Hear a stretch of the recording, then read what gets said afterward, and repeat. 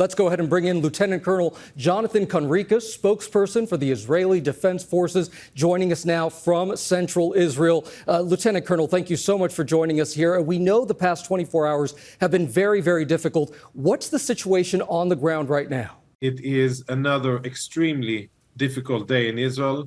We have begun the process of naming and counting the dead, both soldiers and civilians, and we are talking about unprecedented numbers that, up until 2 days ago seemed totally fictional and unimaginable. We're talking about close to 300 Israelis killed and around 1,900 Israelis wounded. These are wartime figures. And this attack done by Hamas was an unprecedented attack in its scope, its barbarity, its cruelty, and the sheer joy that these terrorists expressed when they were leading and marching off Israeli civilians from their homes into the Gaza Strip in order to take them captive. What's going on now is that we are still routing out and making sure that all of Israel is cleared of Hamas terrorists. Over the night, we've been striking Hamas targets. We have been going from door to door inside Israeli communities to make sure that each and every community is safe and clear. And there are still attacks by Hamas terrorists that are trying to approach the fence, trying to get into Israel, trying to swim or to use boats and beach into Israel, and continued attempts by UAVs and other weapons that Hamas is using.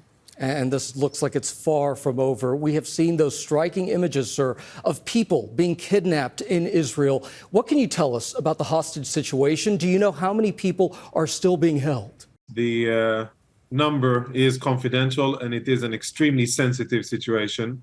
But I can say that the number is substantial. Some of them presumed dead, some of them probably alive, some of them military personnel, and some of them civilians. The unprecedented nature of our situation calls for an unprecedented response on Israel's behalf, and that is what we've started to do.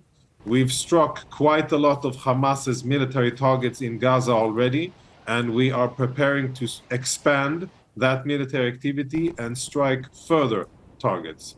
An unprecedented situation underway right now, and many are wondering, sir, how could this happen? Israel has one of the most sophisticated defense systems in the world, yet this is being called the most serious intelligence and security failure in Israel in 50 years. So why didn't Israel see this coming?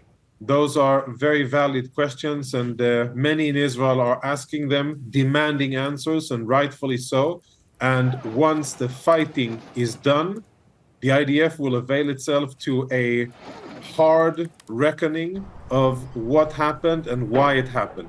All right, Lieutenant Colonel Jonathan Conricus of the Israeli Defense Forces, thank you so much for joining us, sir, here on Good Morning America. Please do stay safe. Thank you.